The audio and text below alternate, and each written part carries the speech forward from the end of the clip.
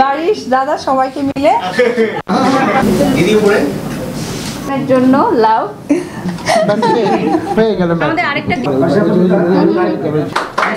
আমাদের বাংলা চলচ্চিত্রের জন্য কিন্তু এটা অনেক বড় একটা পাওয়া যে একজন চিত্রনায়িকা সে গোল্ডেন প্লে বাটনটা এনেছে, কারণ আমি যে এরকম একটা প্রোগ্রামে দিদির সাথে থাকতে পারছি এটাই হচ্ছে অনেক ভালো লাগছে। আর তার থেকে বেশি কংগ্রেচুলেশন দিদি। Thank you. মানে আমি খালি কয়েকদিন পর নিউজ শুনি যে সিলভার হচ্ছে, গোল্ডেন হচ্ছে, এবার আমরা কোনটা দেখবো?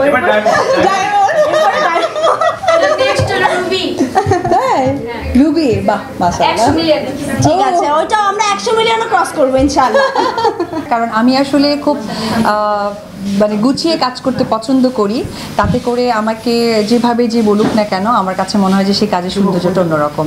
আমার পাশে দেখছেন আমার প্রচুর ফ্যান ফলোয়ার আছে, কিন্তু আমি মেয়েদেরকে বেছে নিয়ে আসছি। ছেলেরা একটু রাগ করছে, করুক, সমস্যা নেই, ওরা যেহেতু কাছে আছে তো ওরা আমার সাথে সব সময় ছিল। না না না আসলে ব্যস্ত বিভিন্ন জায়গায় থাকে, ছেলেরা ওয়ার্ক করে, ওরাও ওয়ার্ক করে, কিন্তু ওরা এক্সাইটেড এবং ঢাকার আশেপাশেই থাকে, বিধায় তাদেরকে আসলে আমি আনতে পেরেছি। সো তোমরা ছোট্ট করে যদি একটু তোমাদের ভালো লাগা, কেন আমার সাথে কাজ, মানে কেন আমাকে ফ্যান ফলোয়ার হিসেবে মনে হয় তোমাদের?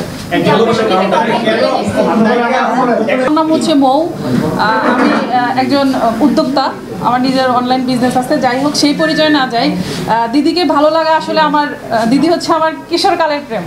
কারণ 2005 সালে আমি ক্লাস 10-এ পড়ি, তখনই উনি হচ্ছে অলরেডি মানে কাজ শুরু করা, হ্যাঁ, নায়িকা হিসেবে। এবং ওই বয়সের যে একটা কিশোর বয়সের যে একটা ভালো লাগা, নিজেদের রোমান্টিকতা চলে আসা বা প্রেম ভালোবাসা বোঝা, তখন দিদিকে দিয়ে শুরু আমার। তো তখন থেকেই দিদির প্রতি ভালোবাসা, এবং আমি অনেক বেশি মানে এক্সাইটেড থাকি উনি হলে। ওনার গান সবসময় বাজতো রাতে পর্যন্ত, বাট জয় আসার পরে ওই ভালোবাসার জায়গাটা আসলে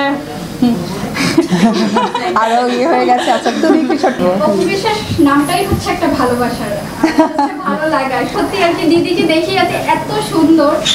আর দিদির মুভি আসলে আমরা যেই বয়সে বড় হয়েছি ওই বয়সে শুধুমাত্র অপবিশ্বাসের ছবি দেখেই হয়তো আমরা বড় হয়েছি, এছাড়া অন্য কোনো নায়িকার আসলে ওইভাবে ছবি দেখিও নাই, যে কারণে ভালো লাগে। আর উনি আসলেই অনেক ভালো মনের মানুষ। বলো যে আমার সাথে তোমার বন্ধুত্ব, কাজের জায়গা সবকিছু মিলে কেন, মানে আসলে বন্ধুত্ব কিন্তু অনেক বিশাল একটা ডেফিনেশন।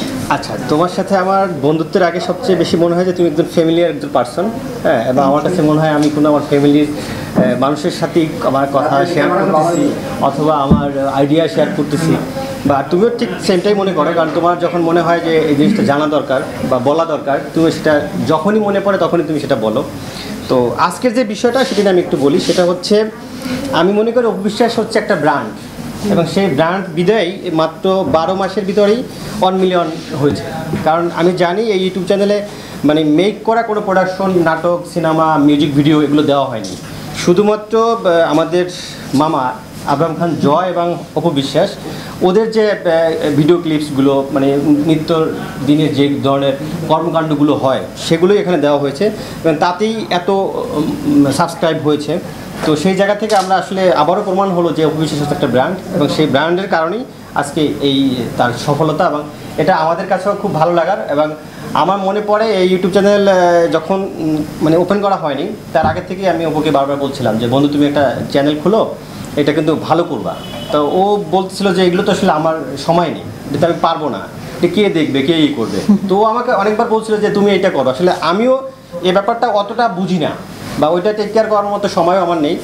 এরপরে ও এই যে জাহিদকে নিয়োগ দিয়েছেন বা আরও যারা আছে ওনারা এটা এতদূর নিয়ে আসে।